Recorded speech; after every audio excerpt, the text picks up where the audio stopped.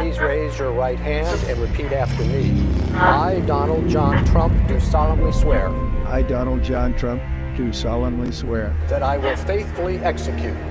That I will faithfully execute. The office of President of the United States. The office of President of the United States. We have been given a gift by God today to usher in a new dynasty. Now you get RFK Jr. Don't you want a president who's going to make America healthy again? You get Tulsi Gabbard. Putting our country in a continual state of war. You get Elon Musk and you get J.D. Vance. A hell of a way to start the next 4 years. The right-wing Avengers. We have an army of digital soldiers. Department of Defense under Donald Trump will achieve peace through strength. Shut down the FBI Hoover building on day one. Rescission of 78 Biden-era executive actions, executive orders, presidential memoranda, and others. The golden age of America has most definitely begun. Begin preparing the 30,000-person migrant facility at Guantanamo Bay. They're getting the dirtbags off these streets. There's one guy who can fix this shit, and it's Donald Trump. What's storm, Mr. President? You'll find out.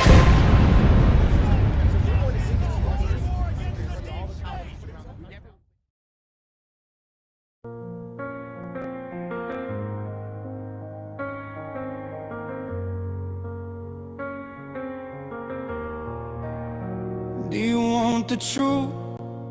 The kind they try to hide. It's not left versus right.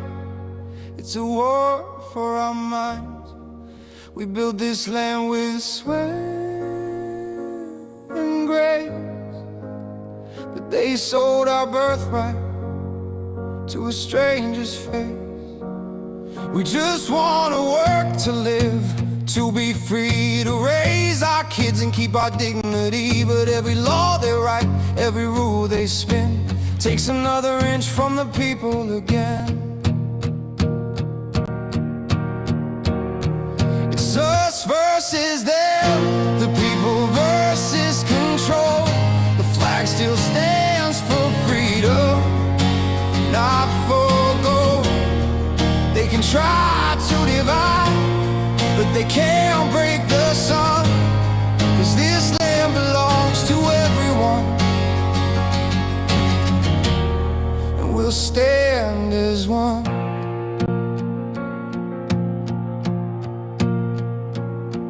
My friends on the other side, I feel your pain. You've been lied to too. It's the same old game.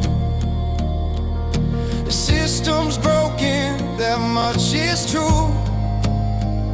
But I don't hate you, brother, I stand with you. We've all been played by the hands of the few. They print our chains in red, white, and blue, but freedom ain't theirs. It's in our soul. It's the will of the people that makes us whole.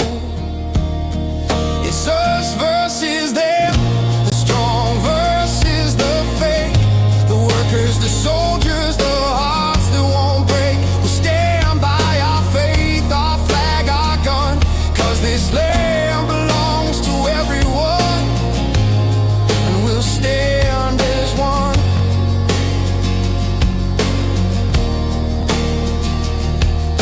Freedom's not a gift you're handed from a throne. It's the fire in your chest that says I stand alone.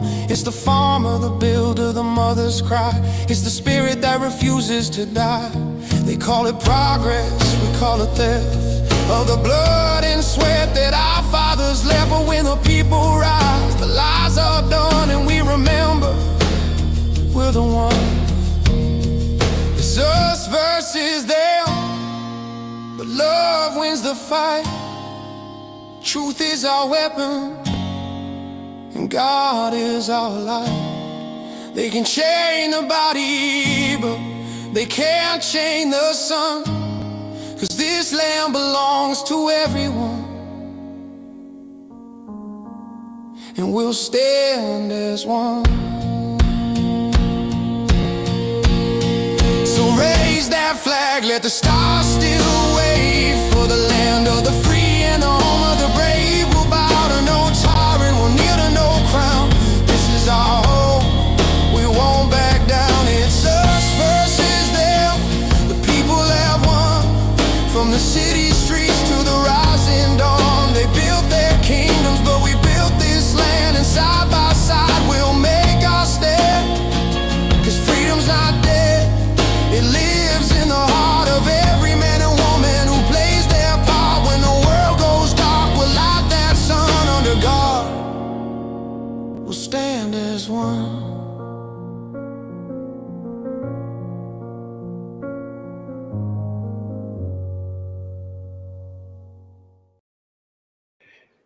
Good morning, good evening, good afternoon, wherever you are in the world. My name is Josh. Welcome to the Red Pill Project's Daily Dose, live with you Monday through Friday. I hope everybody is doing well out there. Having some technical difficulties. My internet is really slow right now. It's weird. It went from 250 meg down to 30, and everything is like trying to load and jumping all over the place. I apologize for that, but the show must go on. Do you guys remember a movie you probably watched in the 1980s or the 1990s that had a song in it? And the whole movie was a bunch of songs. But one of them was "The Show Must Go On." Anybody know what that was? I'm just curious because whenever I say "The Show Must Go On," that's exactly what I think about, is that part in the movie. See who is paying attention out there. And I'm pretty sure somebody's going to get it, but just saying. Tonight, treason, sedition, mutiny, conspiracy. And Lucas Wolf Music out there. If you guys are on YouTube and you see Lucas Wolf Music, dude, go follow that guy.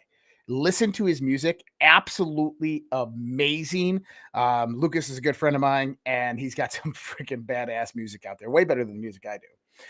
But Lucas Wolf Music, guys, over there on YouTube, if you see that in the chat there, go give him a follow.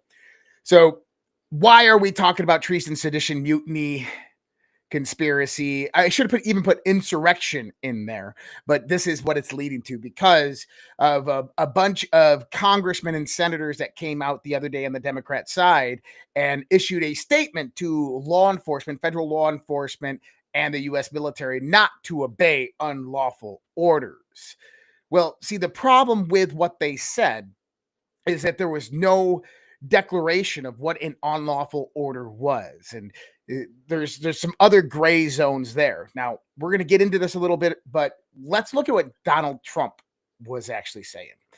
And I think that this is really kind of significant because Drogo actually posted this today, and I think that it's very serendipitous of the time frames between these two posts. And let me pull this one up real quick. Okay, my there we go. Okay. All right, we got it. So this was 11/4, and so it begins. And then today, seditious behavior punishable by death. Now, we look at this in the context of the Democrats coming out and doing this, do not obey these orders, right? But I want you to also notice something. What happened on both of those days? Are you ready for this? What happened on both of those days? Now, 11/4, first marker, but also was the day that Dick Cheney died. Then he says seditious behavior punishable by death is today Dick Cheney's funeral. What? Isn't that crazy? Now, if you're looking at comms, if you're looking at like kind of trail line of the narrative, that is huge. Now, Donald Trump was not invited to Dick Cheney's funeral. Many people pointed out the casket was draped with a Paul flag instead of the American flag. That's kind of normal when you have like a vice president or a Catholic church and stuff like that. I'm not too worried about the flag. Usually after he does lead the funeral, you're going to have the American flag draped over it. I didn't see that. I don't know if that's what happened, but I bet you it's wrinkled. And nobody guessed the movie. Oh, come on. Somebody had to have guessed the movie. It's Pink Floyd, The Wall. Come on, man. All right. So it begins. Seditious behavior punishable by death. Dick Cheney's death, the Dick Cheney's funeral. Just blows my mind thinking about this. Now, we know that this first one is 17 characters in here. So we go to this one, 3, 6, 9, 12, 15, 16, 17, 18, 19, 20, 21, 22, 23, 24, 25, 26, 27, 28, 9, 30, 31, 32, 33, 34, 35, 36, 36. I never looked at the boards to see what 36 was. I'm curious now. And so I will go in there and look real quick. I bet there's no contextual. Well, military intelligence, no media, no leaks. How many military intelligence has been in and out of the White House? There is simply no other way than to use the military. That is the corrupt and dirty. Please be safe and pray everybody in harm's way. Okay, I guess there is some context there. But to me, I just look at the significance. Now, you got to remember, 11-4 is that first marker. 11-3, 11-4. But 11-4 is signified as the first marker. Oh, God. Come on, Facebook. I need mods on Facebook. And give me 1 second. Let me take care of this troll posting shitty links in my stream. You know, it's the things that happen. Congratulations, World Heritage Fund. Goodbye, Olaf. And I don't want to scam, fraud, false information, spam. Goodbye, dude. You're out of here. And then we're going to go like this, and you're gone. Don't delete it. Don't do shit anymore. Okay, cool. All right, so we got rid of that. So very interesting right there. And so it begins. Seditious behavior punishable by death. We knew that that was an indication on 11-4 that it has truly begun. 17, and so it begins. So where does this take us? This goes into the call for insurrection, which happened yesterday. And that's exactly what this was. So I want you to perceive what the Democrats said yesterday, Mark Kelly and all of these, Maggie Hageman, that came out there and they said, do not obey unlawful orders, is they were literally calling for mutiny within the military, mutiny within the federal officer ranks. They're calling for an insurrection. And this is very, very, very dangerous rhetoric, especially since they did it publicly. Now, what we are learning that let's listen to Todd Branch and hear what he has to say about all of this. The investigation would absolutely be under what their intent was in saying this. And the question, we've all watched this a lot today, and the question you have to ask yourself is, what is their intent? What is the reason that they all went on a video and encouraged young men and women to defy court orders without even giving a hint of what's illegal, without even giving any suggestion of what law or what order they're being asked to violate? You cannot do that in this country, especially if you're a leader. And so what does the investigation look like? I think they should be held to account. I think that those congressmen should be required to answer questions and to answer questions about why they did what they did. And the American people deserve that, and so does President Trump. Boom. Yeah, 100% agree with him. And now let's hear what Stephen Miller has to say about this, because this is kind of what we have to do. We have to listen to the legal experts and people that are in our government and what they are saying about this. And sure enough, it's the button. So this button right here, you guys see me clicking it? It's not. It is insurrection, plainly, directly, without question.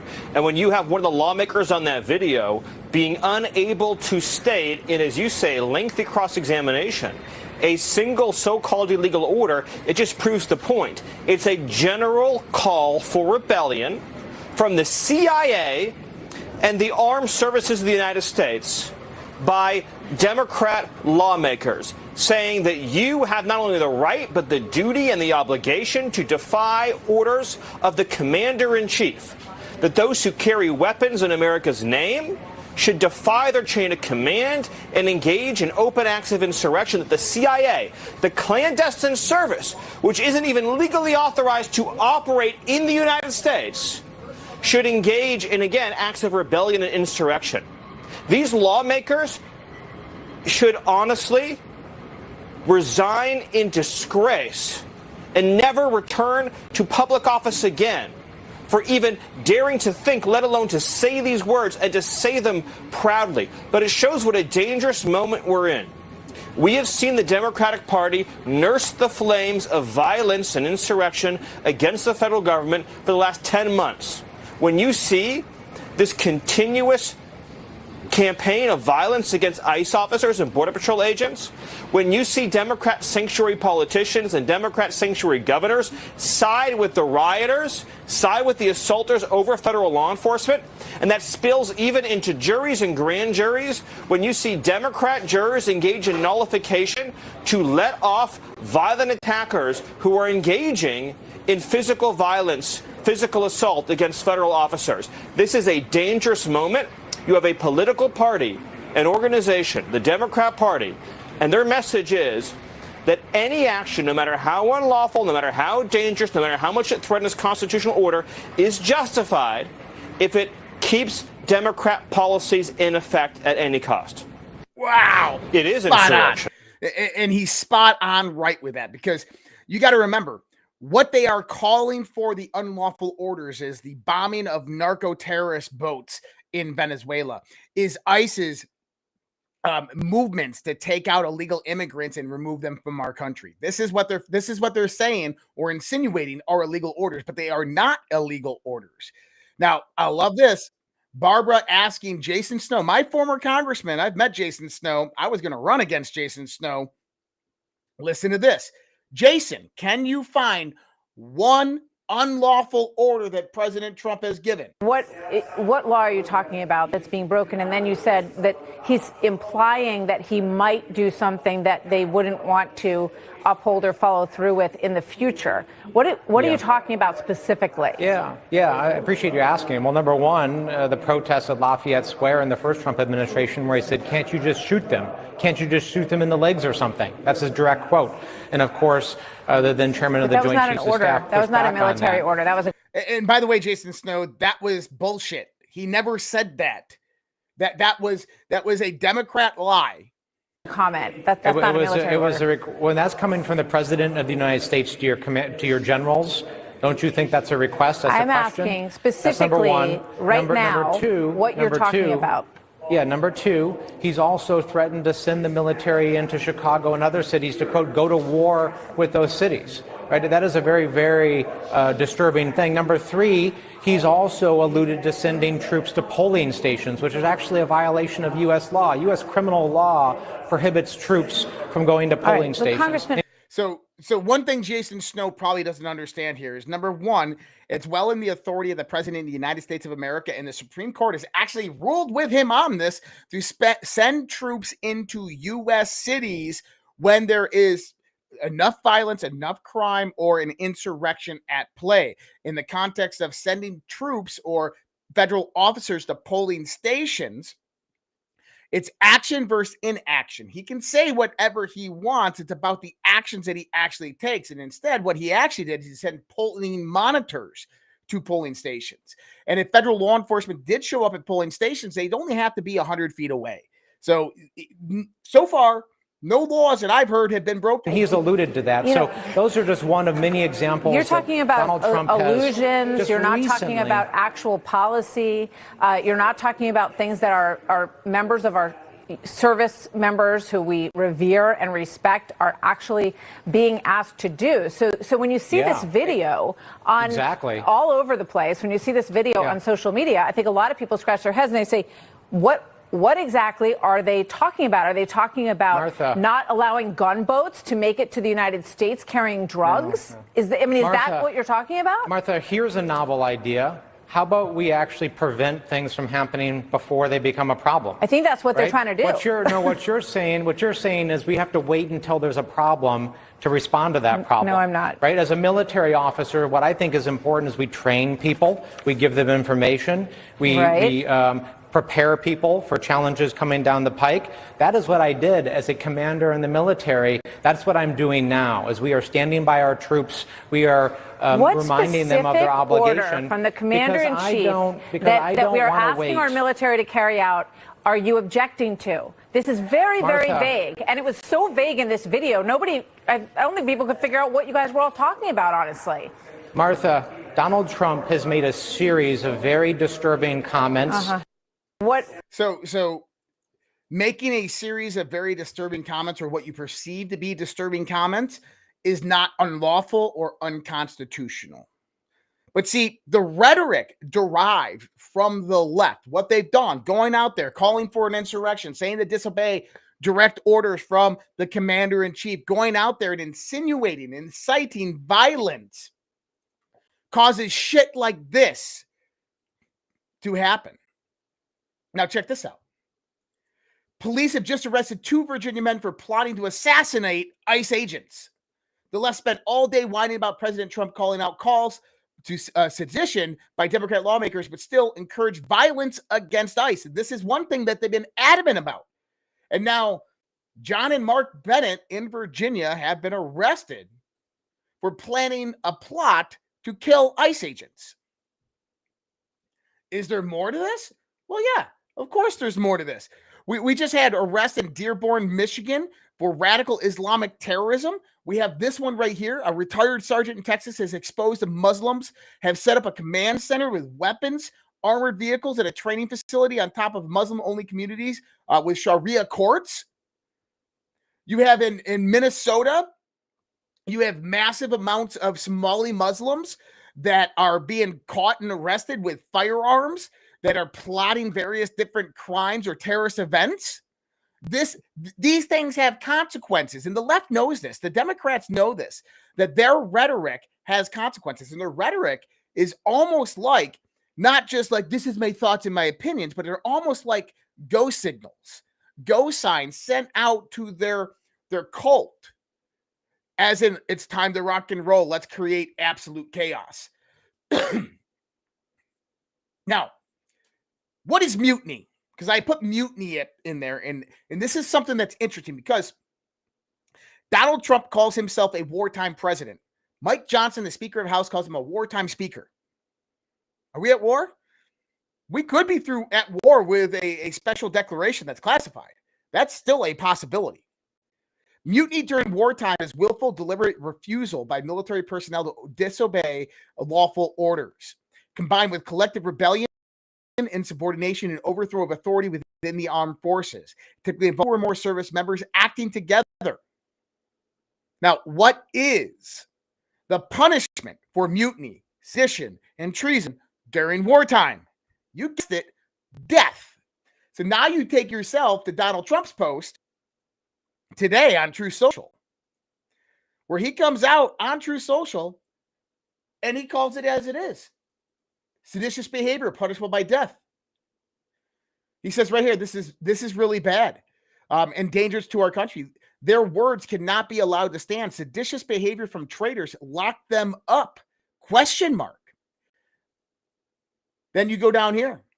Insurrection, treason, sedition, all were posted. Indict them all. Unlawful is the key word, folks, unlawful. And then this one right here, hang them, George Washington would. Well, guess what? Those actions, the consequences of those things, is right in line with what they are. Because those congressmen and senators that came forth and said that were calling for mutiny within our military, mutiny within our federal services. And here's the thing, as being a former service member, all the service members out there, you damn well know that orders are given and put in place for a specific reason. That you as a E3, E4, E5, O1, O2, O3 might not understand why those orders are coming down, and you might not agree with them, but they are your duty to obey. Because someone at the top probably knows something that you don't. They probably have intelligence that you don't. That by carrying out those orders, you are saving lives or not risking more lives. And by telling people to blatantly go out there and disobey lawful orders or what they would consider to be unlawful orders. And you got to remember, the unlawful aspect comes through political ideology. Anything that does not agree with the left is unlawful pertaining to the Democrats. So by doing that, you could have situations. This is a dire situation, right? Imagine someone who is politically left on a U.S. Navy nuclear submarine, and they sabotage the submarine, killing the entire crew and complement because they thought that they were in rebellion against Donald Trump. That's the type of shit we are talking about. What happens when you get someone behind the nuclear command center? They get an order. Hey, we need this launched right now, and they don't do it.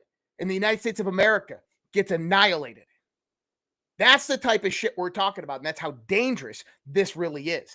And the objective of the Democrats is absolute chaos. They want absolute chaos. Now, do I think they're smart enough to counter-react this? I don't. I think that this video that they put out there publicly, I think that this was their these people are stupid, genius way of coming out there and going, like, let's put this video out there and just call for absolute mutiny within the government.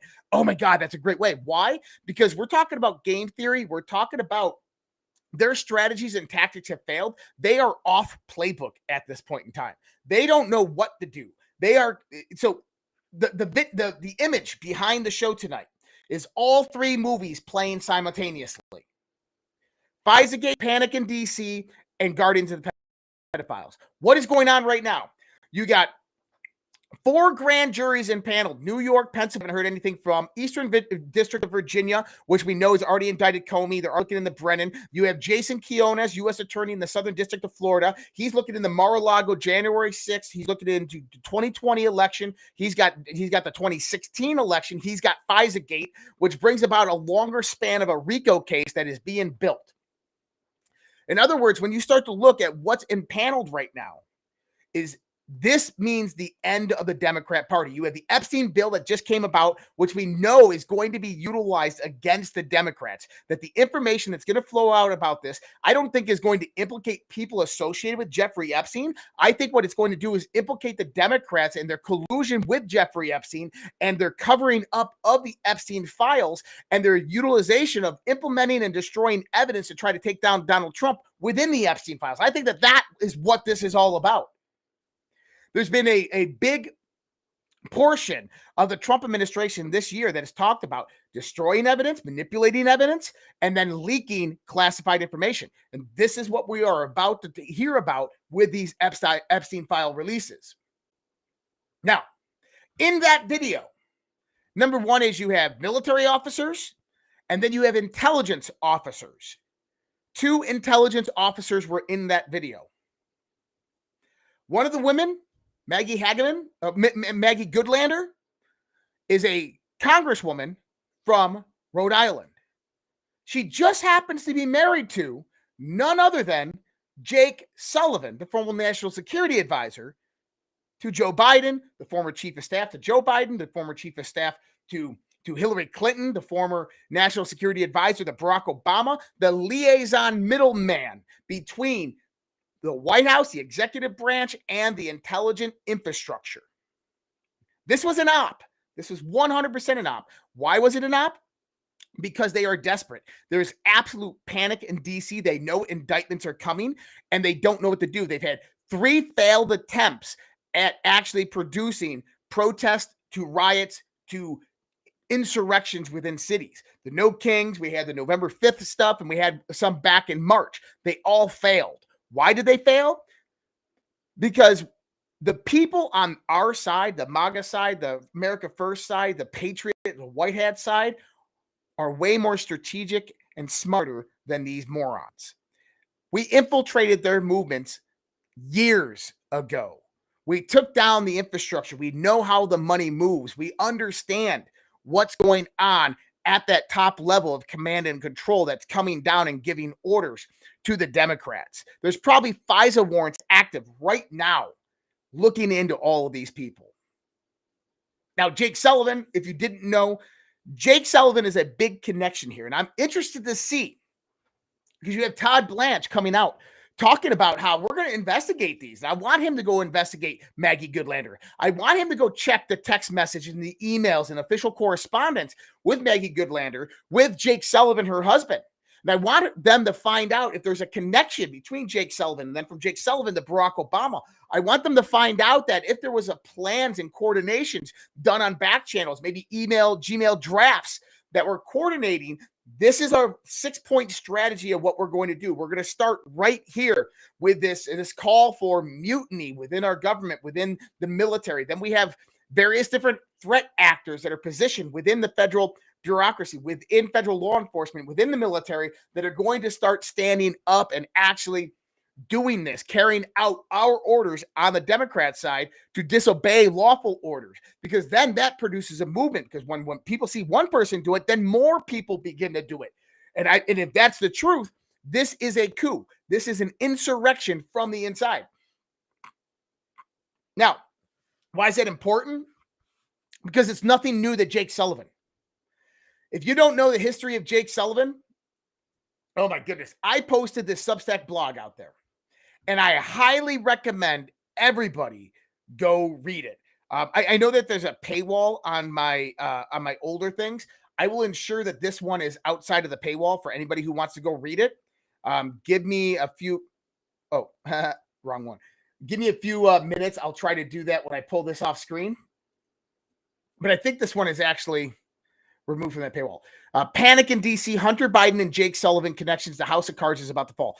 Hunter Biden, Jake Sullivan connection. You have to read this if you want to understand the connectivity between members of the bureaucracy, members of the deep state intelligence apparatus, the executive branch, family members, and the role that they play, and the interconnectivity between the executive branch and Congress and Senate and their liaisons into the intelligence apparatus. More specifically, not only the intelligence apparatus at the CIA, but also the various different NGOs, NPOs, and other organizations, think tanks that make up that intelligence. Jake Sullivan is directly connected to almost every single scandal that has happened since 2008 to current date. No joke. You can go in here and read all about it. So Jake Sullivan was a proxy between the State Department, CIA, and relationship management. Jake Sullivan was a deputy assistant to Barack Obama, national security advisor at Vice President Joe Biden. He was Biden's top security aide from February 2013 after Clinton stepped down as Secretary of State. Before that, he was Secretary Clinton's deputy chief of staff. Sullivan in Benghazi. He led Secretary Clinton's Libya foreign policy during Benghazi, the Arab Spring, and the overthrow of Gaddafi. This is right out of the CIA's handbook for regime change. It is safe to say that Obama did not trust Secretary Clinton that much. Therefore, Jake Sullivan was implemented as Clinton's handler at this time.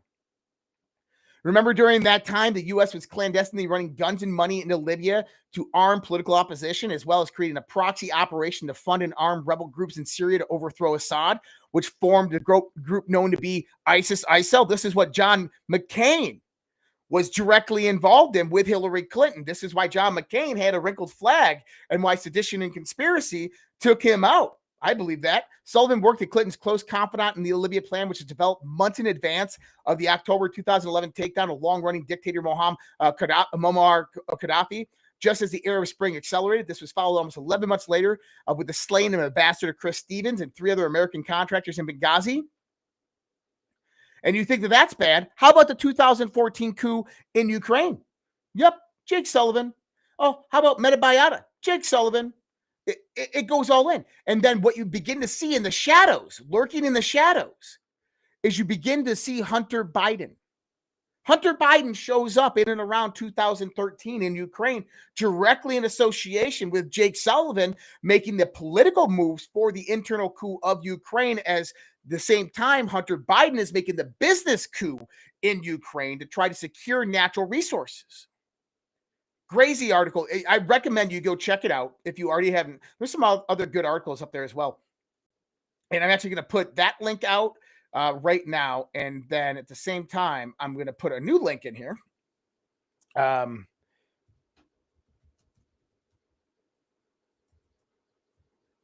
this is something I told everybody it was coming. I want to just give it a shout out.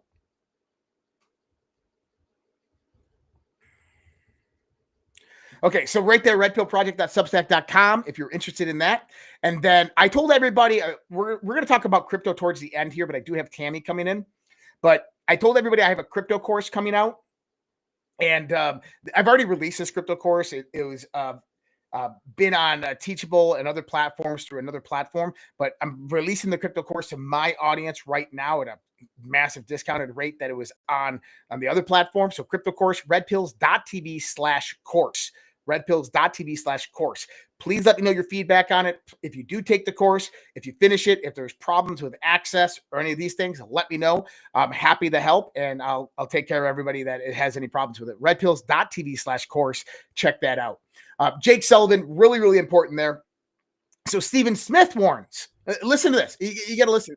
This goes into the Epstein fallout of what's happening right now with Jeffrey Epstein. He did something that I didn't see coming.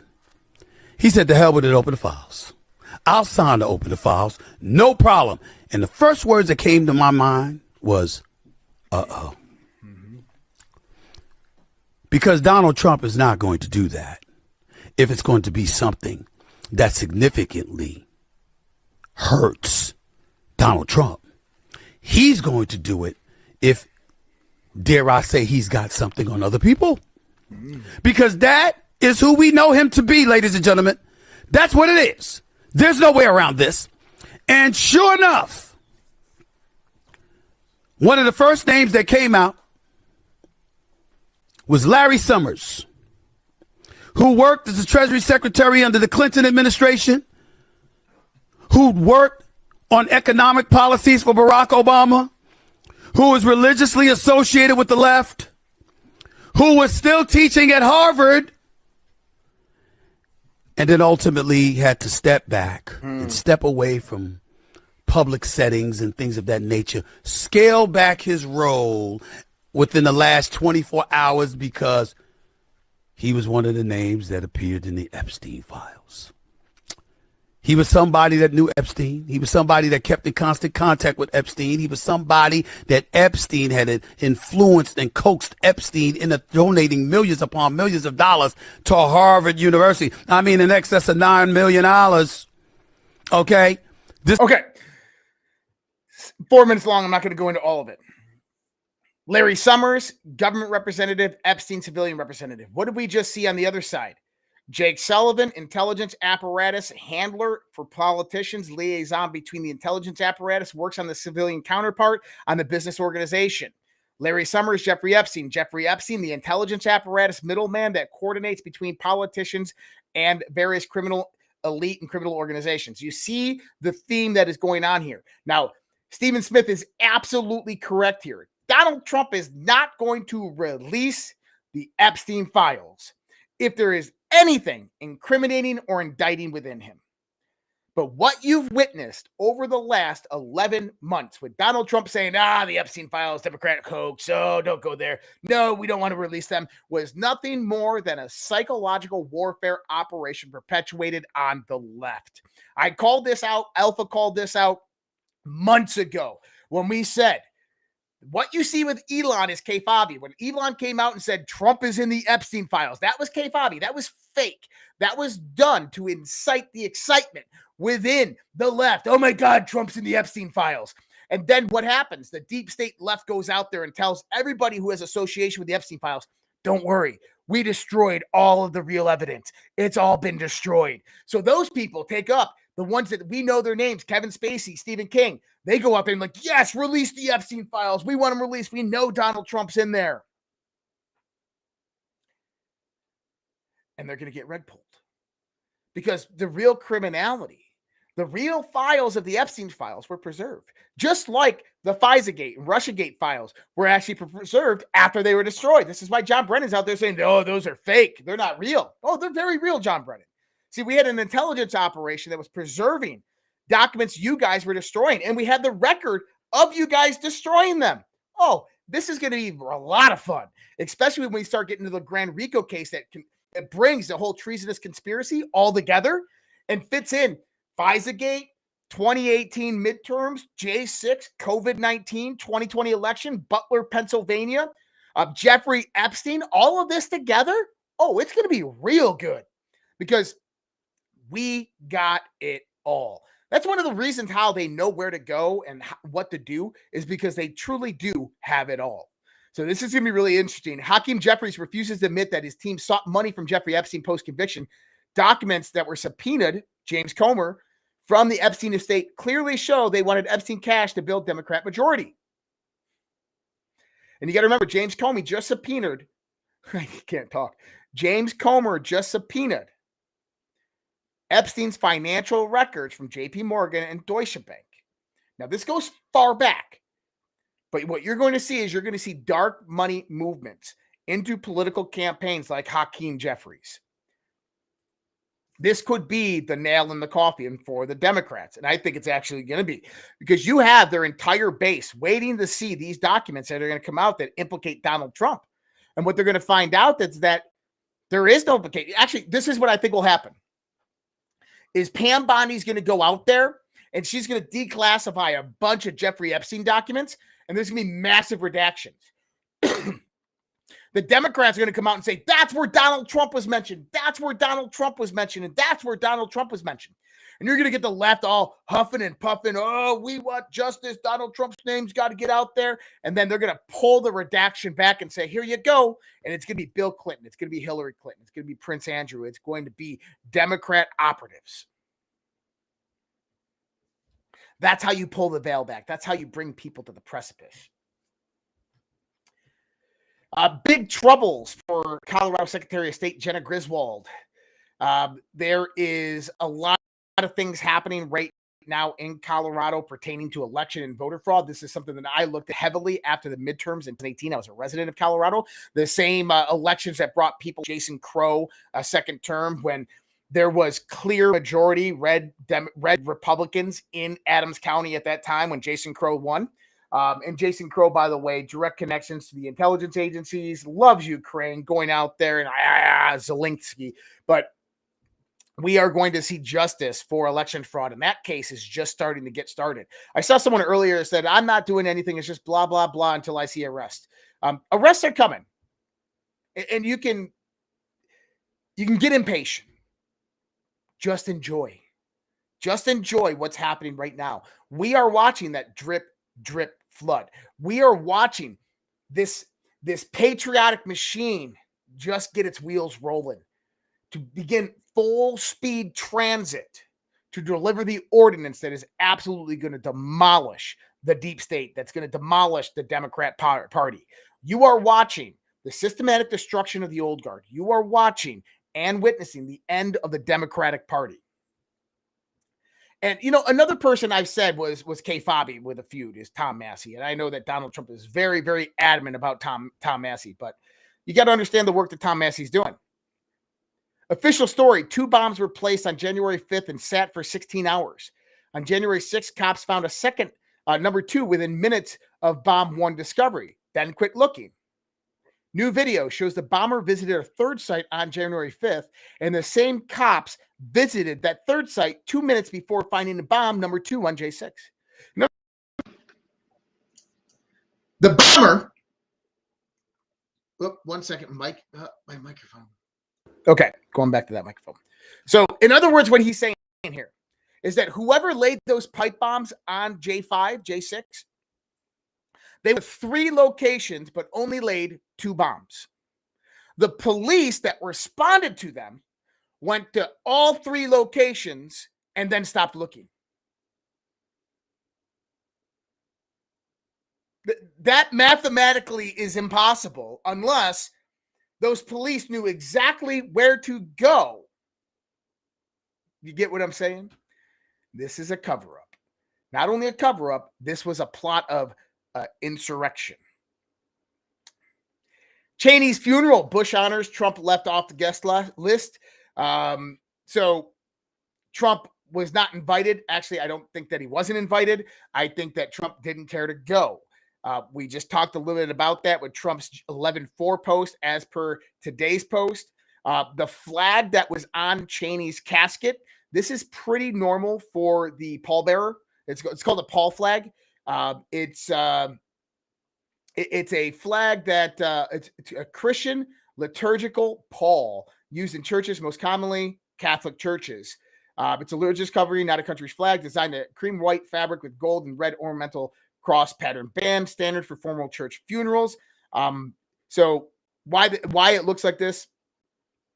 This wasn't a state funeral, and I think that that's one big misconception. Dick Cheney, vice presidents are not allotted state funerals. Presidents are allotted state funerals. But I want to point out something. Charlie Kirk had basically a state funeral. Donald Trump ordered flags half-mast for Charlie Kirk. Donald Trump did not order flags half-mast for Dick Cheney. Donald Trump did not authorize a state funeral for Dick Cheney. Understand what that means. Do I think they turned off his pacemaker? I think that's a good indication that they turned off his pacemaker.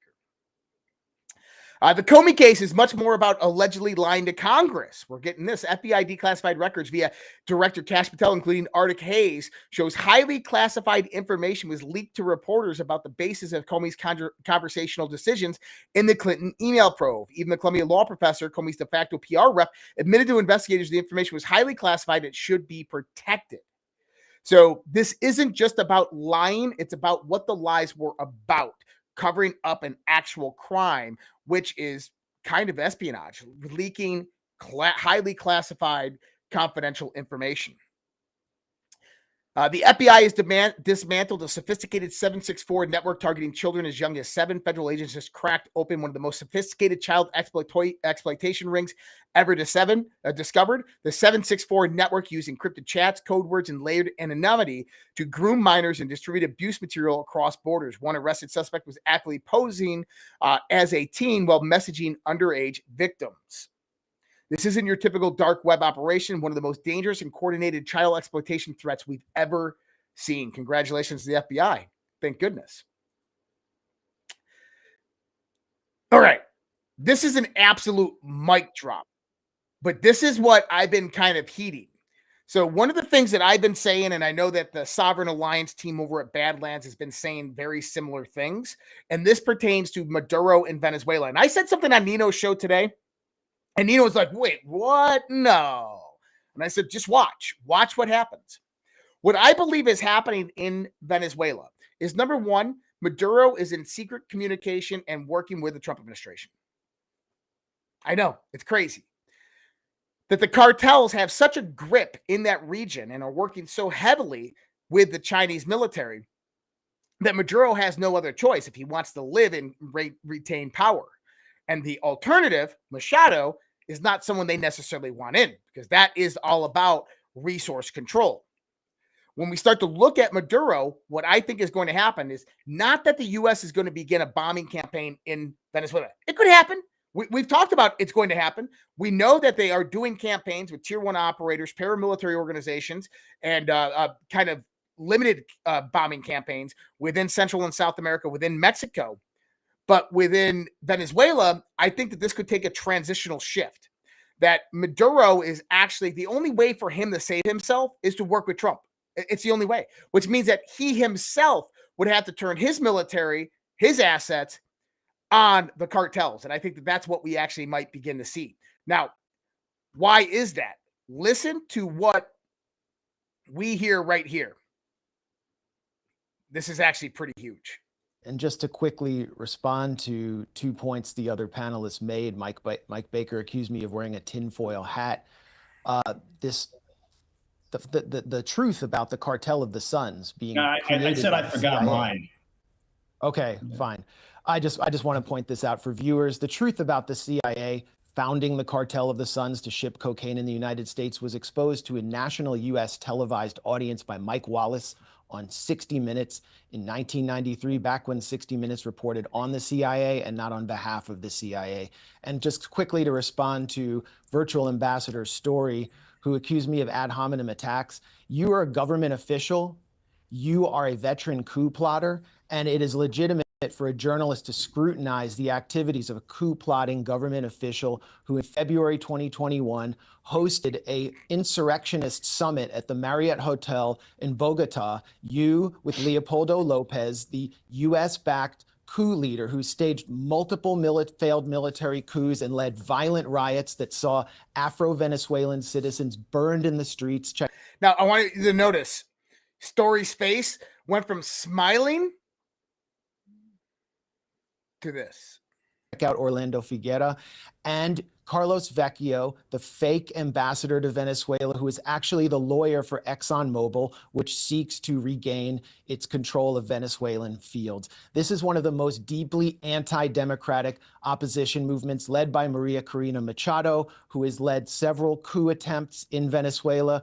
I mean, it's basically like January 6th again and again with the sponsorship of the U.S. Embassy.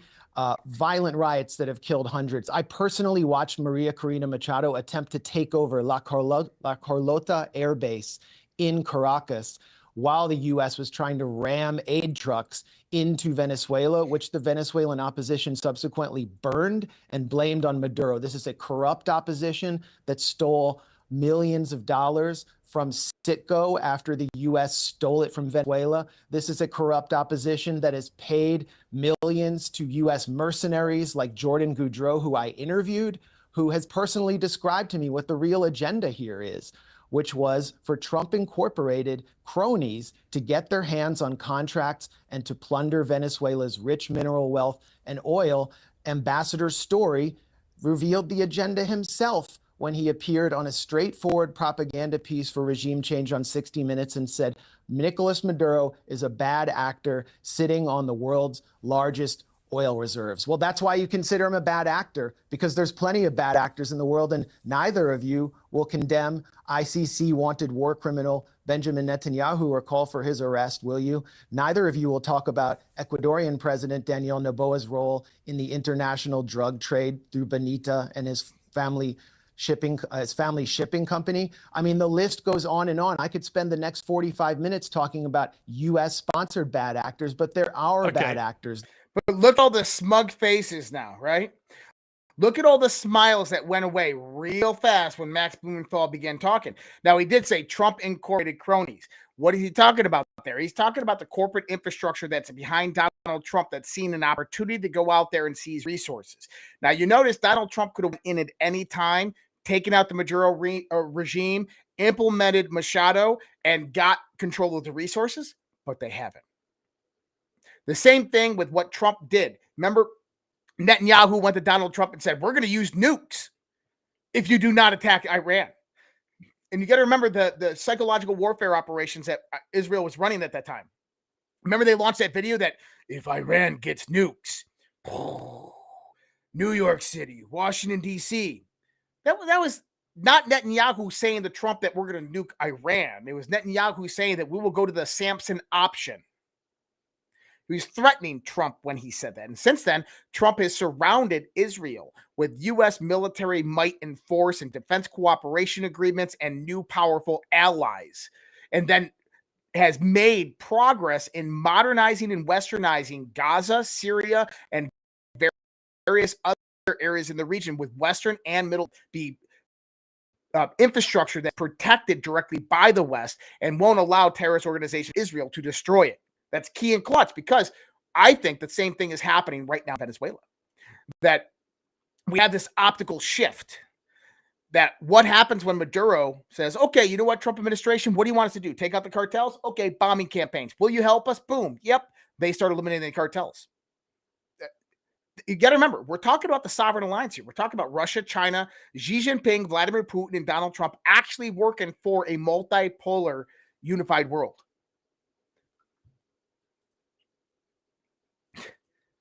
This is interesting. I saw this today, and nobody knows really what to make of it, but I know what to make of it because I've been telling you this was happening for a very long time. Listen to this. Have obtained exclusive video from the environmental agency Conivio Global, where you can see Mexican Marines removing the signs, warning signs that suddenly appeared on the Mexican land, an area known as Playa Baghdad. We're told that the persons who allegedly placed the signs came from the U.S. side of the border and can be seen in these pictures. The signs say that this is a restricted area and property of the Department of Defense. It also states that unauthorized entry is prohibited. And if you're found here, you may be detained and searched. But Department of Defense is in there issuing signs on Mexican beaches, claiming that land as DOD operating territory. Why? Because those are high traffic cartel movement areas, and this is where the DOD is in active operations. That's why. Going in, $1 trillion wiped out from the U.S. stock market cap today. Hey, do you remember that Japanese bond stuff that we were talking about, the highest it's ever been in 25 years? And I was talking about the short position against the JPY, of which traders utilize because the Japanese bond is typically very, very low, and they'll typically go in and buy tons of JPY, and they'll loan against that because it's very, very stable. And then they'll buy U.S. tech stocks and U.S. stocks with this. Do you remember that whole thing? And I said, oh, well, the JPY is up to over 20 to its all-time high in the last 25 years. And I said, expect the stock market to begin crashing. $1 trillion wiped out from the U.S. stock market cap today. Congressman Warren Davidson introduces a bill to allow federal tax payments in Bitcoin and directing proceeds to a strategic Bitcoin reserve. I love this. This was absolutely genius. I know a lot of people in the Bitcoin world don't like it, but I like it. The U.S. GDP will hit 6%, according to Secretary Lutnick. The construction jobs alone, you can't invest $3 trillion a year without driving our GDP off the charts. He's absolutely right. $21 trillion of new investment capital over the next 10 years, which equates to roughly about $3 to $4 trillion of new capital inflow into the United States of America over the course of the next 10 years. What that means is massive amounts of jobs. That means massive amounts of opportunities, investing opportunities, and new technological infrastructure. All right. Yeah, cool. Wow, we actually got a lot of that done. Give me 1 second. I'm going to go in here and run a quick ad on a Rumble. And if you guys are interested in any of this stuff on Rumble, please go in there and join on Rumble. You can find the links for this. And then I'm going to bring in Tammy. Let's be clear. Cryptocurrency is no longer emerging. It's here. And this latest move cements that reality in the biggest way yet. Trump Media Group just inked a massive $6.4 billion deal with Crypto.com, the world's largest crypto platform.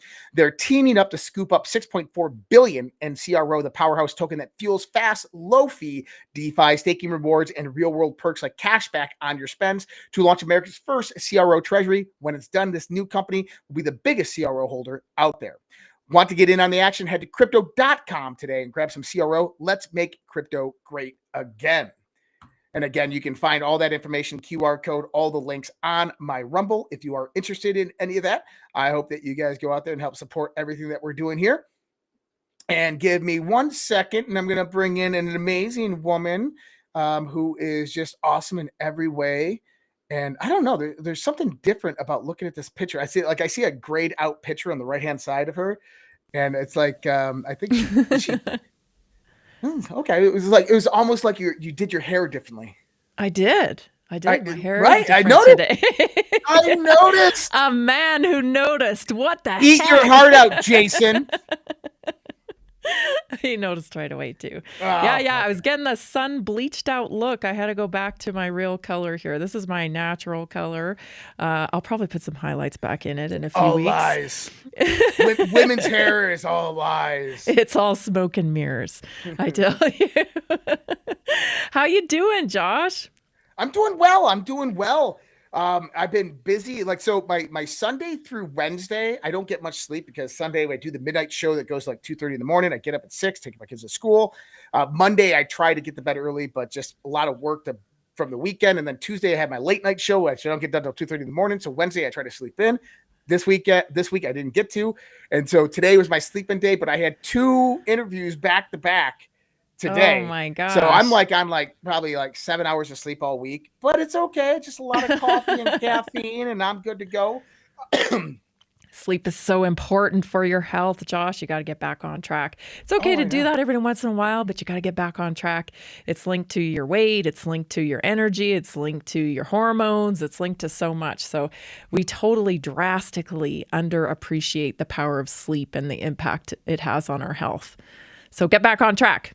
So Matthew Walker has a book out there called Sleep. And I've read that one. And then there's the other one, James Pinker. One called Breathe and one called Sleep.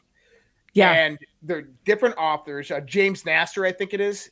But I highly recommend people read those 2 books. They are just absolutely mind-blowing.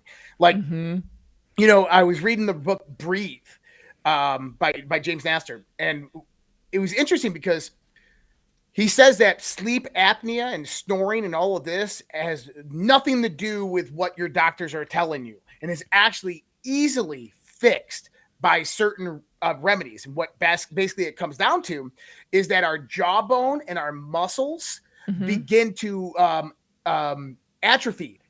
And so what happens is that all of these muscles, because we get rid of our wisdom teeth, begin to atrophy. It closes this gapping right here.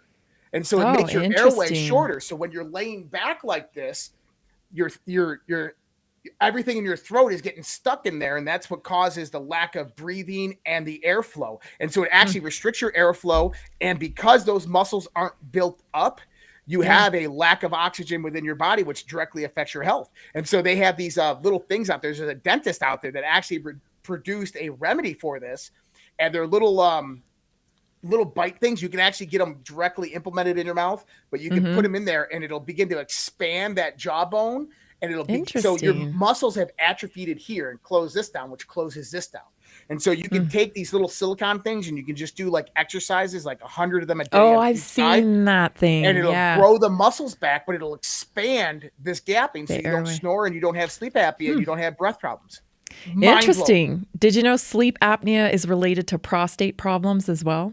I did not. I covered that this week as one of my health topics. Yeah, there's a lot of unknown implications that cause prostate issues like sleep apnea. Also just stress and then sitting, right? So a lot of truck drivers and stuff just not getting enough. Makes sense, right? If you're always cutting off their sitting, you know, on the pelvic floor, then that can cause issues as well. So yeah, that's very interesting about the wisdom teeth. I think in a couple of years, we won't actually pull wisdom teeth anymore. It won't be the norm. And we won't do root canals either. Well, and what was that documentary that was on Netflix about root cause? Root cause, and I mean, your teeth are like fuse boxes for the rest of your body. If you think of Chinese medicine, that the fascia that surrounds your body is kind of like the connective electromagnetic tissue that connects all of your organs. Your organs are battery packs, and then your muscles are where that energy disperses, and that your teeth are actually the fuses that don't allow overflow of that electrical current. So when you have root canals or you pull teeth, you're actually removing those fuses to allow various different immune problems or organ problems in your body. It's exactly mind-blowing. It is, isn't it? Isn't it amazing? This is why I do what I do, Josh, because the body absolutely amazes me. There's nothing, you can't just take stuff out without consequences, you know? And the compartmentalization of the allopathic model makes us think that we can do that we can narrow in on a tooth and pull it out and there'll be no consequences. Take out the tonsils, no consequences. The adenoids, no consequences. They may be slight, but do not mistaken. Everything in your body has a purpose and you can't just cut it out. Just like inflammation. You don't cut out inflammation. Inflammation is systemic. So we've got so much work to do on the medical model, Josh. It's crazy. Agreed, 100%. You know, the other day, I've been meaning to talk to you about this. The other day, a Washington man has become the first ever human being to come down with this virus that is unpredictable and not seen in any other humans. From what I'm hearing, is it's a bird flu. Oh, I thought you were going to talk about the red meat allergy. That guy was from Washington too. No, Washington State has reported the first ever human mystery illness that it's unpredictable. They don't know what it's doing to him. He's incredibly sick and they don't know if it's contagious or anything like this. I put it out there. I said, oh no, black oil virus from X-Files. Here we go. Right. But I find it really interesting because what I heard today is that it's a strain of bird flu. And this is what we've been warned about by the global elites and what they were going to do. But the timing of it is really interesting. I know that you followed this story and you've talked about this. So I want to pull this video up real quick because just last week, these ostriches were culled. Yes. Well, he has 36 plus worldwide patents. This is not new research. And so we started working with him and our herd of ostriches here and we were looking at developing the alternative to vaccinations, working with natural antibody solutions to create resilience in your own body for virus threats and disease. And we were very successful. So we already had COVID-19, we have scientific proof and data that we were able to neutralize the COVID-19 variants, not block them, actually cure it, neutralize it. And this is all just through lozenges or nasal sprays. And so that was very exciting. But the lab that we were working with at the time actually got shut down. Immediately after all of our robust antibody research results came back in, Frederic Leduc, a lab, Immune Biosolutions in Quebec, got shut down and had to sign an NDA and was no longer allowed to talk. Now, well, these what a were coinky dink! What a coinky dink, Josh! And this is in BC, just north of Washington State. Yes, and so I've heard reports now too that they're looking at a peacock farm as well to cull those birds, and also sheep. It's just beyond me what's going on in Canada. I don't understand it. I believe that all of these so-called viruses are bioweapons, Josh.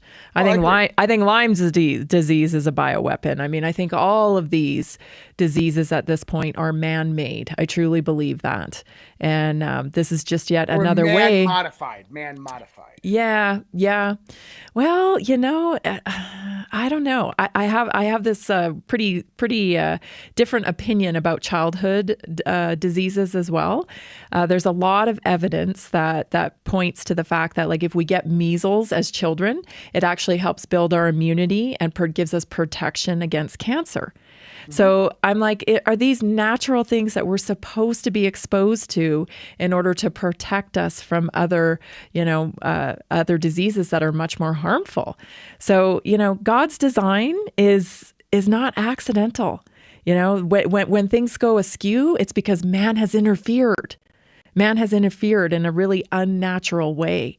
And so I think all of these viruses that keep popping up, bird flu, pig flu, there's no doubt in my mind these came from laboratories. I agree to an extent, because one of the things my father did is he actually developed a software called Topcat 2.0. I don't know if I was supposed to say that or not. But it was the primary software utilized at Fort Detrick to do profile modeling, chemical modeling of bioweapons. The only contract that they had was for Detrick. And so my father helped develop molecular modeling software for a long time for various big pharmaceutical firms. And when I was younger, I actually won the ACS Student of the Year in Western New York, the American Chemical Society, because I just loved chemistry and biology and physics, and that was just what I excelled in. But I used to play with these softwares all the time, and you can go in there and you could pick, various different experiments that they already had preloaded in there of various different reactories with these chemicals, and you could actually do various different interactions. So you could take a drug and you can put it into a human being, you could put it into a sheep, and it would come out there and it give you the reactories of what it would do, how it would affect it, and the possible symptoms that would come about, or possible resolution for it. It was really cool software. Yeah. Way more advanced than they have today. They have way more advanced software today. But the reason I say that is because, he worked with Nobel laureates in Japan that this is what they did for a living, is, biochemical modeling. They designed bioweapons. They designed all this pharmaceutical drugs, everything of that nature.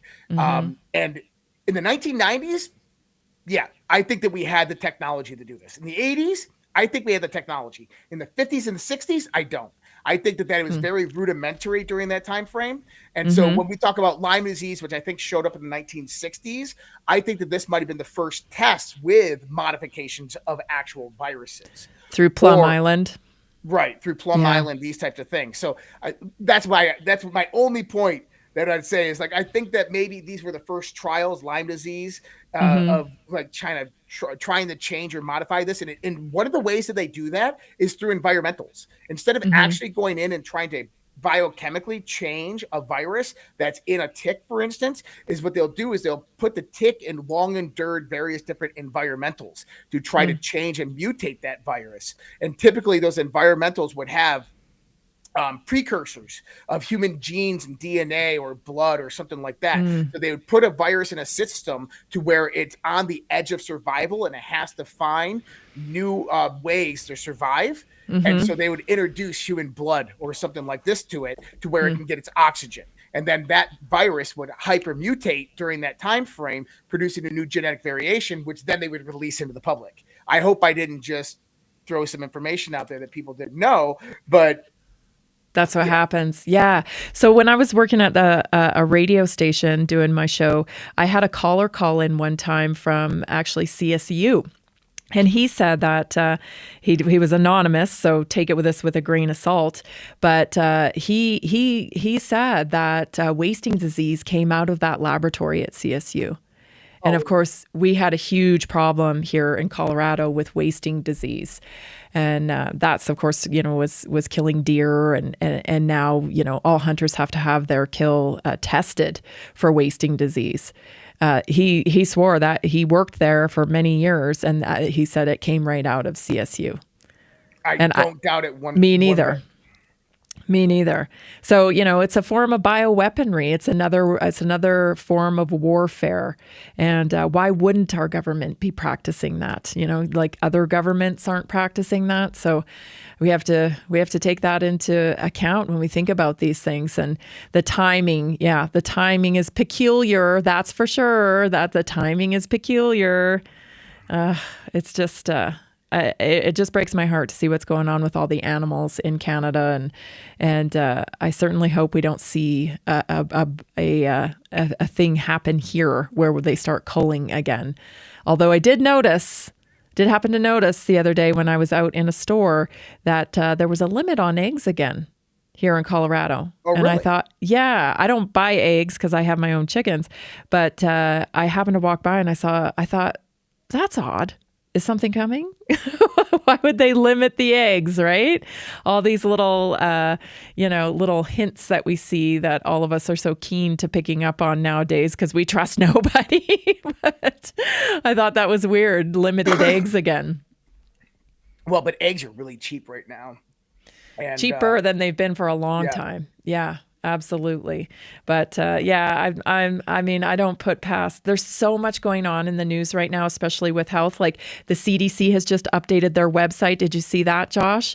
The CDC. What happened? Oh, the CDC has updated their website. Okay, so much going on in the news that this is kind of getting overlooked. So the CDC updated their website about autism and vaccines, and the page now states, the claim vaccines do not cause autism is not an evidence-based claim because studies have not ruled out the possibility that infant vaccines cause autism. This is on the CDC website, Josh. Studies supporting a link have been ignored by health authorities. Scientific studies have not ruled out the possibility that infant vaccines contribute to the development of autism. This is on the CDC website. Whoa. Yeah, this is the stuff that's like, there's so much going on in the news, so much banter back and forth between left and right and now right and right, that a lot of this stuff that's coming out in the health sphere is getting totally overlooked. Listen, you guys, they just practically admitted that an announcement is coming. I've said this for so long that, we're going to get there. We're going to get there. I don't know that we'll ever get the point blank statement, Josh, that vaccines cause autism, but I think there's negotiations in the works right now. And it's possible that it will become common knowledge, which I guess is more important than anything, that we get common knowledge that everybody knows that these vaccines are dangerous and that they do cause injury to people.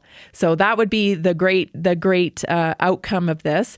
But I do have to warn everybody, when negotiations take place in this type of world that we're living in with corporate gangsters, you better believe that the pharmaceutical companies will be given another product to push. So I'm thinking that right now they're going to use this. Oh, yes, we didn't know that these were dangerous. And so now we've got a new one coming out, and it'll probably be more mRNA based, So, well, and here's the thing is the world is making a transition towards this type of technology. And I call it technology because it's not biology, it's technology. Yeah. I was listening to, God, I always forget the guy's last name, but I respect him. I think he's a great author. Timothy he did the book Birthright, if people know who I'm talking about. Anyways, he was on Glenn Beck the other day, and he said something that I quasi agree with. He says, look, he goes, I'm okay with what's happening right now in biomedical research. As long as we're keeping it human genes to human genes, I'm okay with it. Timothy Alberino.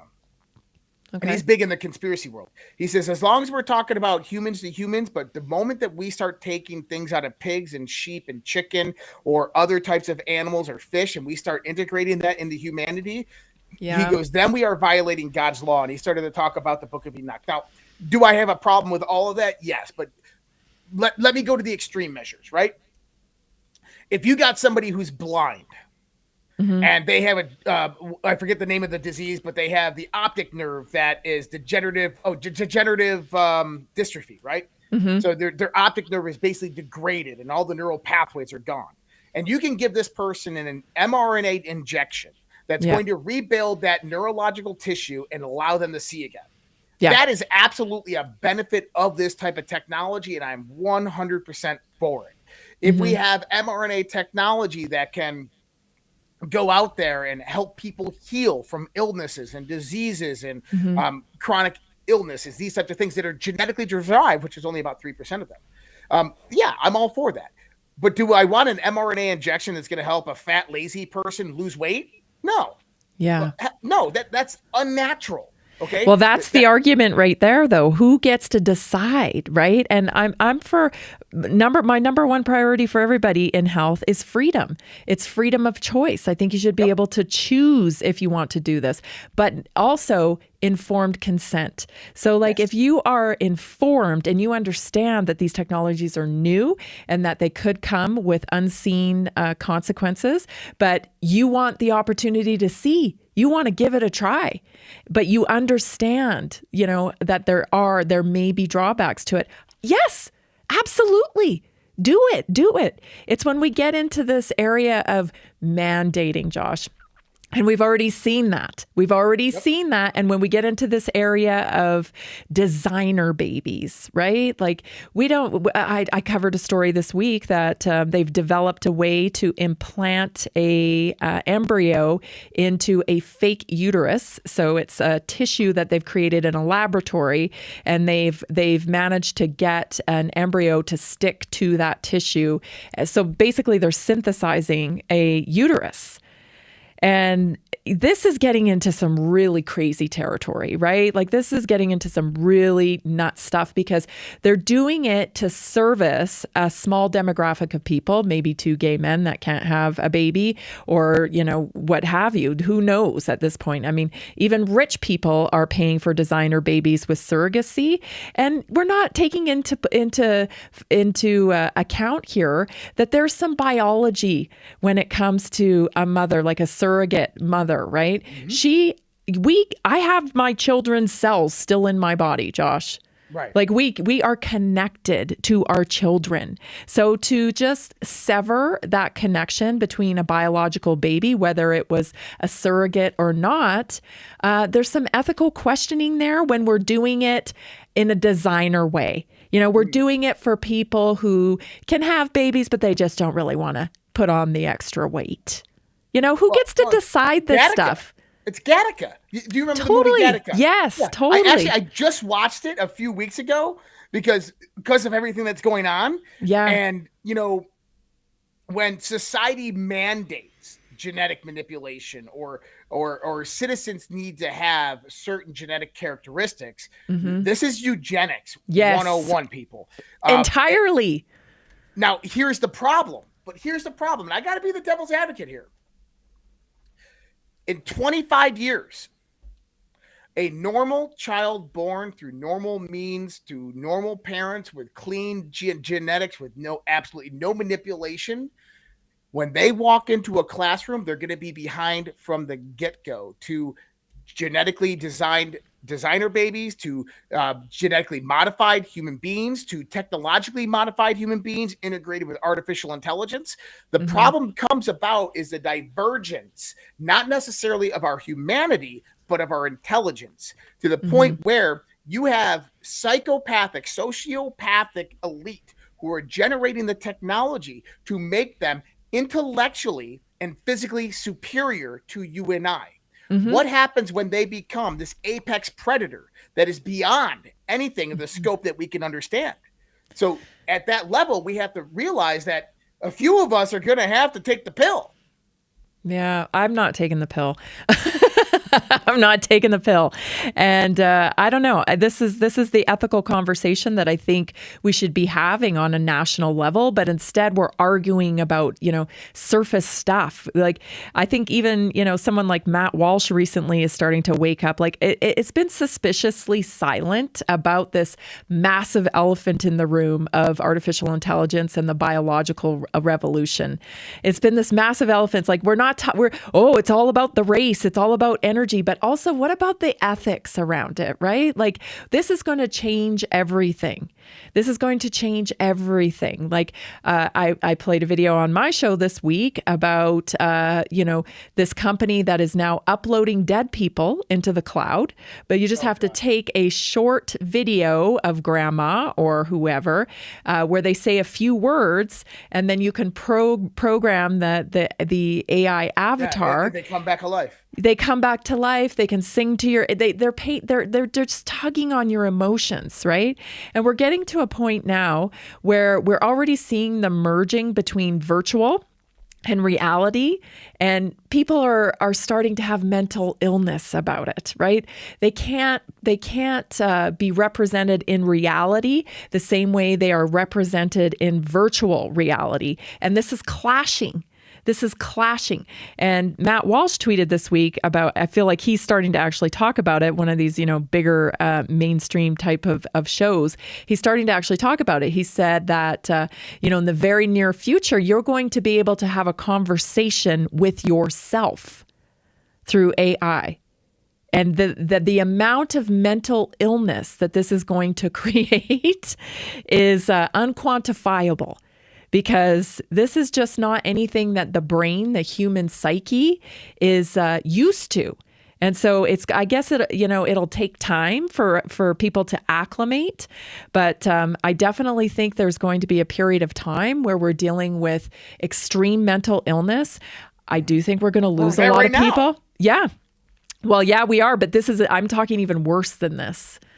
I'm talking worse than this, I mean, I need that super intelligence then. I need to be able to outsmart the crazy people. Yeah. I don't know. I just, I think we're losing the thread on what it is to be human. I think we're giving up on our higher faculties, and we're not willing to work on our higher faculties like intuition, memory, frequency, all of these different things that we barely know anything about. We barely have acknowledged that we have these other higher faculties. They've been kind of dumbed out of us.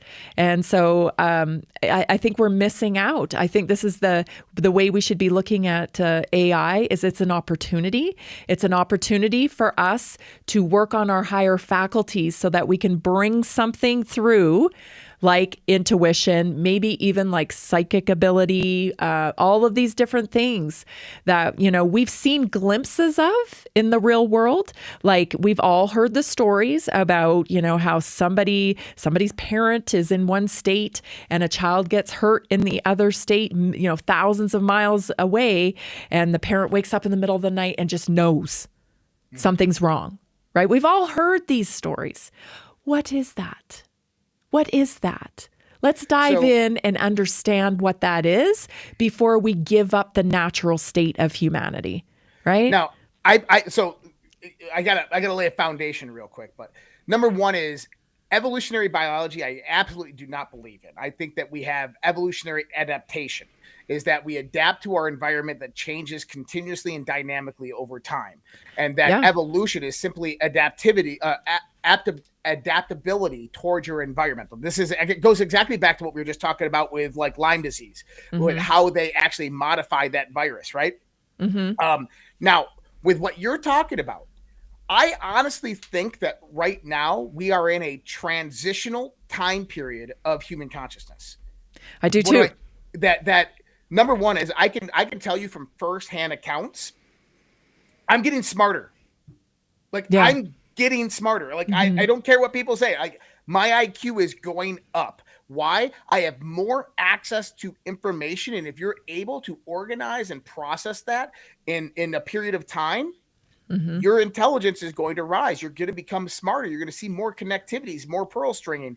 And with AI, I have the entire internet at my fingertips, a way better algorithm than Google ever made, because it's not a marketing platform. And that's one of the ideas, is that Google, Facebook, these are marketing platforms with a search engine, right? So when you go on Google and you search for, what's the latest and greatest in physics, what you're going to get is you're going to get promotion. Paid for content. The first 3 pages of search history that want to drive you towards something else and deter your decision making. Where when you go on AI, it's manipulated. It knows your characteristics. It knows your personality. It understands your behaviors. It knows what you're looking for. And it's going to pull up the information that says, hey, Josh, here you go. Quantum physics, microbiology. We have chemistry. Here you go. Cosmology. And this is how they all interrelate. What about this article right here? And it'll bring it all together for you, which then gets you excited to read the content. You open up the articles. You're like a little kid. You go through the articles, and then you ask the AI questions. Hey, I don't understand this part. How does this integrate? Hey, what was this experiment that was done at CERN? Can you show me the results of this experiment? It'll pull it up for you. That connectivity, the information, is mind-blowing. And what it's doing is it's producing a causal evolution or a causal adaptability of our consciousness to expand and grow, and our intelligence to expand and grow. So one of the things that I think is happening right now is you're going to have this divergent society. You're going to have those that do integrate into technology and become super intelligent, but then you're going to have forced intelligence divergence, if that makes sense, or forced intelligence adaptability, to where we are forced biologically to adapt to that environment. I think that's already happening. That's what I call technology-induced brain dysregulation. This is something that maybe like Gen X, someone my age, has a hard time understanding. But there's some clashing going on between younger generations that have grown up through the portal, like primary source of communication and interaction has been through the phone. I call it the portal. They have something that I have coined technology-induced brain dysregulation. Harvard has done studies on this already. Their brains are changing differently. They are different brains. They have different ways to interact with people than, say, you or I did coming up in the world. So there's that segment of the population that is actually uncomfortable dealing in reality. They're more comfortable dealing through the portal. Now, somebody like you, Josh, and I do the same thing. You're actually training your AI. You're not letting it train you.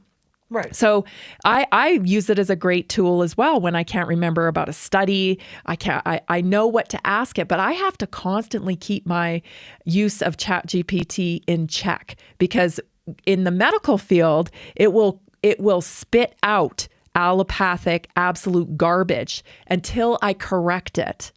And when I correct it, it goes, "Oh, sorry, you're right. You're right. I found this study," right? So my concern is that not everybody is doing that.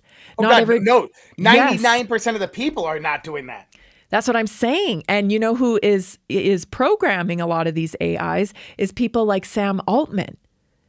You know, and when I look into, and you said, you know, you think your intellect is getting sharper as you're, you know, using and having all this access to this information. Well, I'll tell you, my intuition is getting faster. It's getting faster. It's getting stronger. The signaling is getting stronger. to the point that when I'm working with clients now, I can just read exactly what's going on. And then after I follow up with questions and research and a little bit of detective work, I find out, oh my gosh, yep, I was dead on. I was totally right what was going on. And it's just coming faster than it used to. Right. And I think that's just because of the frequency of the planet that we're living in, with all of the fast-paced stuff that's going on. We're adapting. We are adapting. So let me give an example of what you just talked about, because you're right, like training AI and stuff. This is a post that I made yesterday on my Substack, Quantum Bitcoin, the New Paradigm. This is a project that I've worked on for 4 months. Okay. Research done through AI, but this is a project that I built for 4 months. So this wasn't just like, hey, AI, build me something for quantum Bitcoin, and it just spits it out. This is something that I put into AI for over 4 months that goes in there and breaks this down on the best methodologies, doing all different types of research in the quantum states. What is the best architecture to utilize within quantum states for a quantum Bitcoin? What is possible and plausible now? What type of technologies do we have? And so what people who are using AI out there, don't just take what the AI gives you from the first response, second response, third response, fourth response. You should have a thread that is a book when you're talking about research or what you're doing with that. And in a lot of this is going in there and making subtle corrections to that AI, specifically if it's not information that you desire. Anybody that goes there, for example, legal advice. If you're going in there for legal advice and you're like, this is my situation, give me some legal advice. He goes, oh, you're great. You're going to win your case. And here you go. And this is all the information. It's very encouraging. You're being lied to. Yeah. You're being lied to. I'm telling you. Because here's the thing, is what you'll find out is that, not really. You have to go in there and you have to refine it. You have to take what it gives you. You have to go out there and advanced search it. You have to go out there and look up these things, look up what it's telling you, find the legality of this. You have to go back and you have to question it. You have to say, dude, I don't think that that's right. What about this? And we're like, oh, actually, you know what? You are right here. Oh, yeah, I found this. And this is even better. But then you use that as a process of increasing your intelligence on the situation. And then you develop your own scenarios and situations, and you develop your own strategies and tactics. And I want people to understand that it's a tool and it's a resource. It is not the all in all. Yes.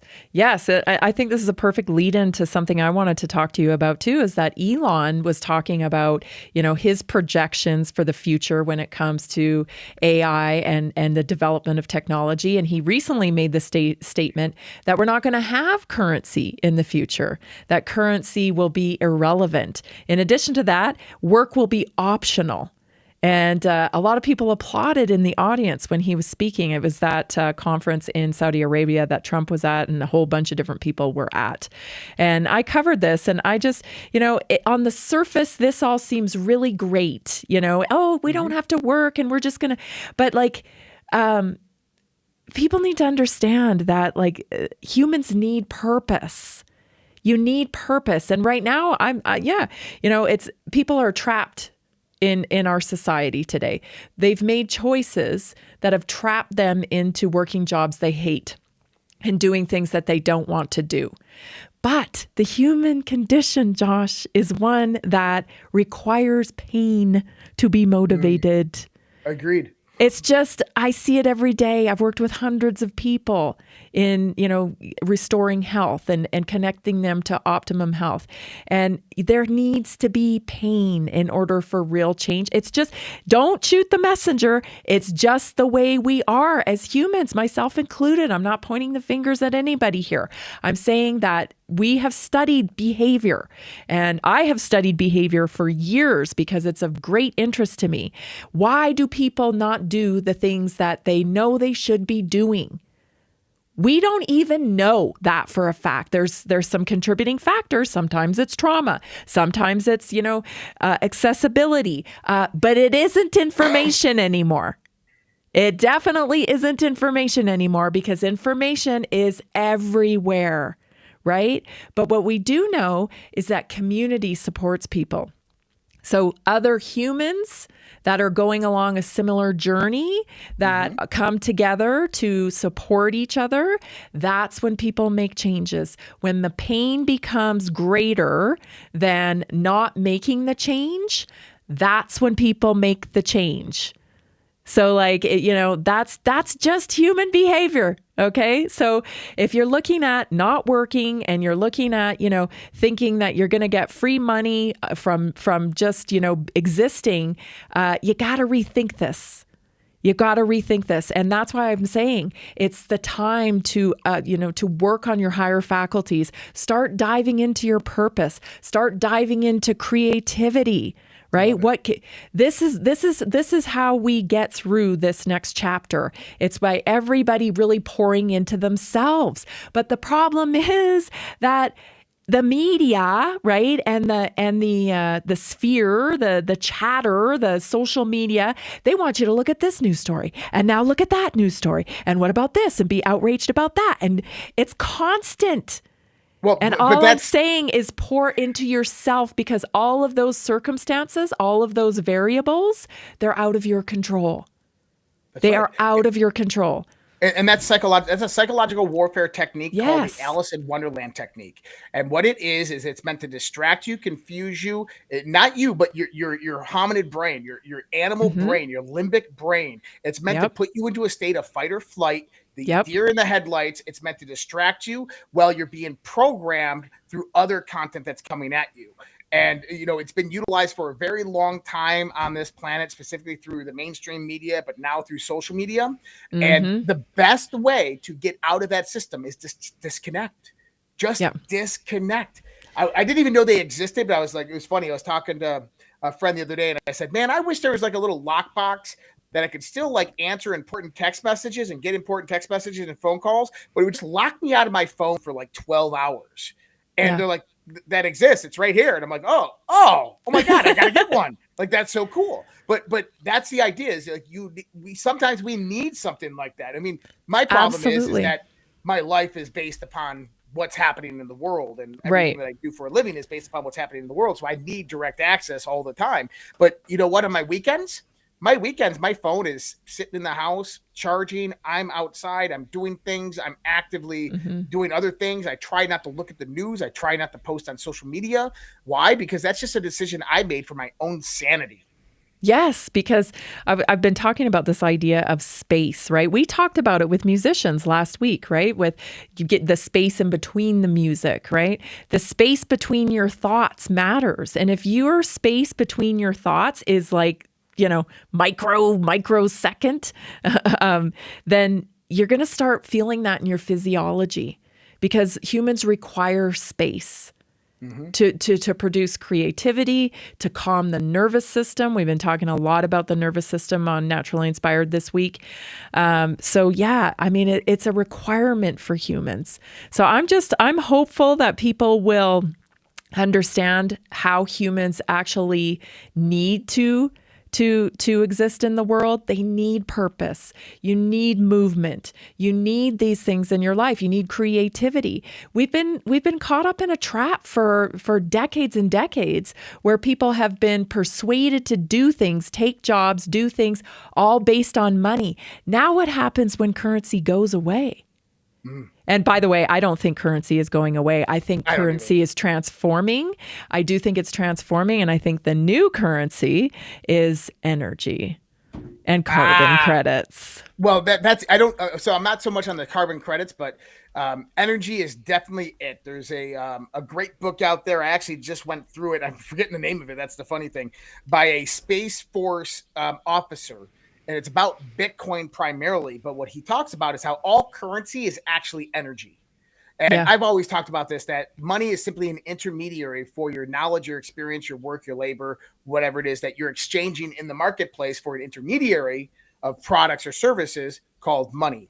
And that Bitcoin is legitimized energy expenditure, because we're taking literally labor that is coming from oil and gas and stuff like that, all the labor that went in to produce the energy grid that is then being converted into this block on the blockchain that's still in existence, that has value with the data that's inside of it, that's generating a Bitcoin that's the representation of all that energy expenditure, which is kind of interesting. But I know people are like, but Bitcoin's dropping right now, Josh. They're like, oh yeah, it is. And guess what? If you were in my crypto mastermind about 2 months ago, I said Bitcoin's going to go to about 84,000, 85,000. The potential goes down to 73, 72, maybe 68. But that is in very dire situations. We had about a 60% chance it was going to come down to this level. And I called it. I'm loving it, because this is the best damn thing that could happen for everybody right now. Because if you understand, Bitcoin's going to be $2 million by 2035. I'm telling you, it's going to be $2 million by 2035. So you better buy some now while it's $84,000, $85,000. And I know people will be like, well, Bitcoin's a control mechanism. No, it's not. It's actually decentralized. But anyway, that's a conversation for another day.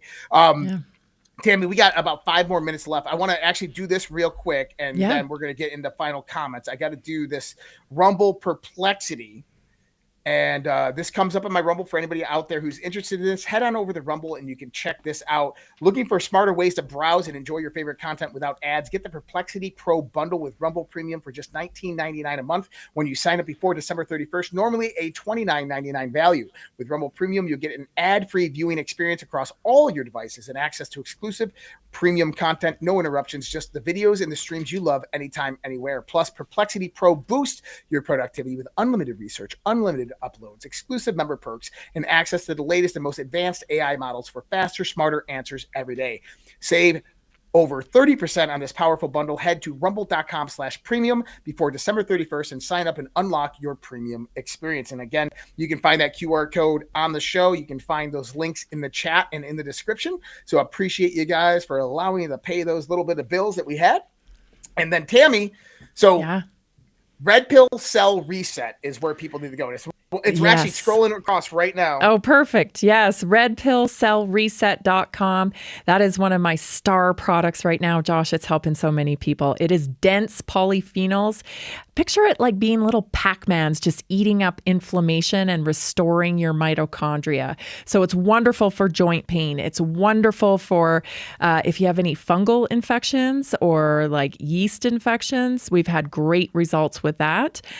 Skin, like eczema and even gut issues. Polyphenols just like bring so much oxygenation to the body. So, and don't forget that when you just become a customer of Naturally Inspired, you get all of the things included with it. That's my health text line. So we chat back and forth. You get coaching on the health text line. You get our weekly Tuesday night workshops as well. So it's so much more than just buying a product when you enter into the sphere of Naturally Inspired. My mission is to change the medical model. When you come to Naturally Inspired, you are going to connect to real solutions for health. You're going to understand how your body works. When you go out into the world, that allopathic model, when someone offers you prescriptions, you're like, wait a minute, that's not root cause.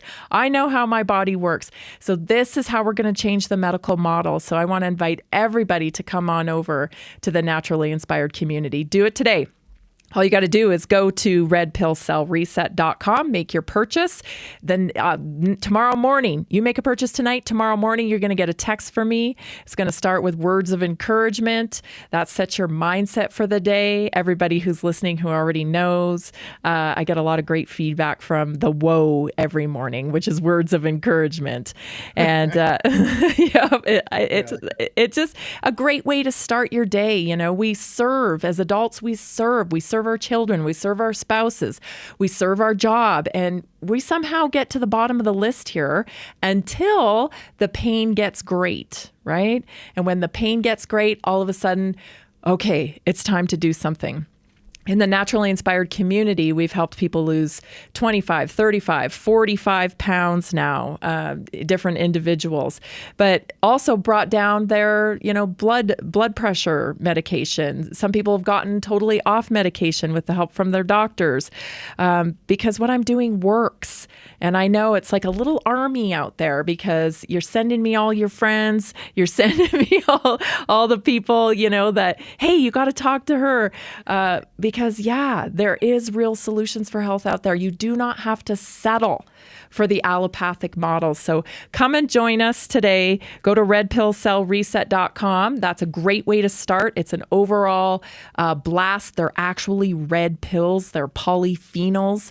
Like I said, they target that inflammation, and they're quickly becoming my star product. You know, I love collagen as well, and all the other natural products that I have. But that one, I'm getting so much great feedback from it that I know it can help a lot of people. Awesome. Well, I appreciate you being here, Tammy. Appreciate all of your wisdom and great conversations we have. Yes. One last thing for everybody out there tonight, right after the show, right in a few more minutes after the show ends, live Q&A with myself. All you have to do is become a premium subscriber, $5 a month on any of our premium platforms, whether that's X.com if you're a premium subscriber over there, socialredpill.com, which is our private social network, redpillproject.substack.com. If you're on there and you're looking for the link, it's going to be in the decentralized media premium only chat. And then redpillproject.locals.com. That's for all those people over there on Rumble who are members of the locals. The links will be posted on all those respective platforms in a matter of minutes after this show ending. So I'm expecting to see all of you there. If you're not a premium member, you can go sign up to any of those. Rumble premium subscribers, I know there's a lot of subscriptions going on out there. Number one is we had contacted the CEO of Rumble to try to figure out how to send you direct messages or to have a feed so everybody who's a premium member can see it. So we're working on that right now. So once I have an update on that, I'll let you guys know. And then Fade Point on Rumble, thank you so much for the $20 Rumble rant. Sent you a post on X from Jared. Love the show and God bless. Thank you so much, my friend. Appreciate that. And thanks to everybody who donated all those subscriptions. But we'll be on this Q&A here in just a little bit. So I expect to see a lot of you guys out there. The links will be posted relatively soon. I'm going to bring up our out video. I think this is it. Yes, this should be it. Okay, cool. And then Tammy, much love, respect, God bless. We'll see you. I think we're going to see you 2 times next week, but I will check on that. But we'll see you next week. Awesome. Thanks so much. Good night, Red Pillars. Much love, respect, God bless, guys. Take care. Good night.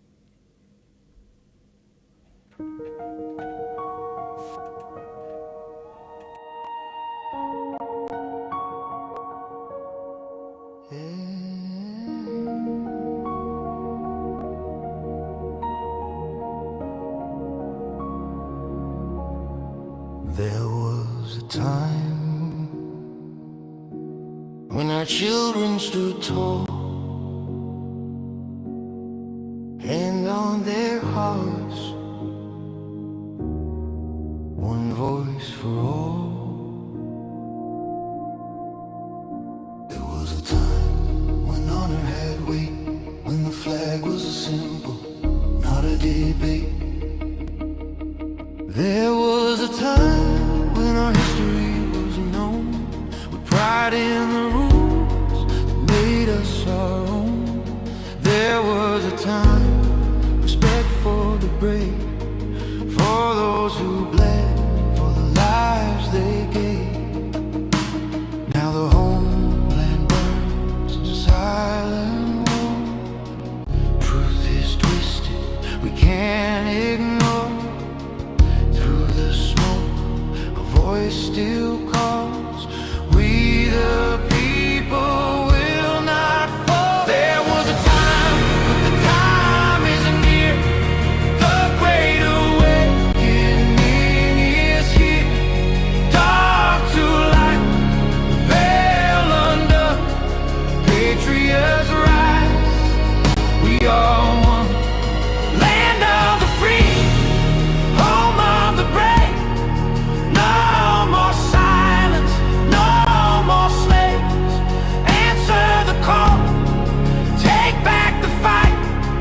Children of freedom, stand for the light.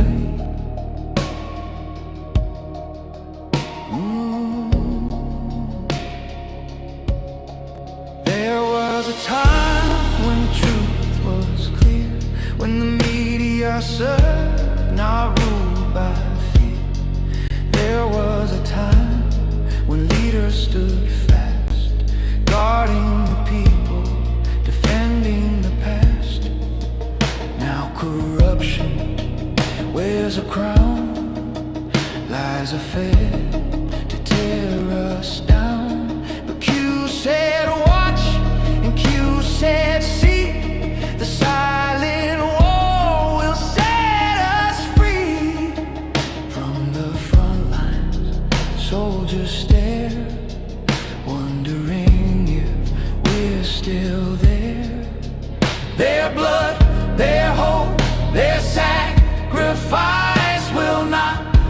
soul for a last prize. There was a time, but the time isn't near. The great awakening is here. Dark to light, the veil undone. Patriots arise, we are one. Land of the free, home of the brave. No more silence, no more slaves. Answer the call, take back the fight. Children of freedom, stand for the light. Freedom is never more than one generation away from extinction. It must be fought for, protected, and handed on. Or we will spend our sunset years telling our children what it was once like in the United States where men were free. There was a time, the time is near. The great awakening is here. Dark to light, veil undone. Patriots rise, we are one. Land of the free, home of the brave. No more silence, no more slaves. Answer the call, take back the fight. Children of freedom, stand for the light. There was a time. There was a time. Now is the time. Do it.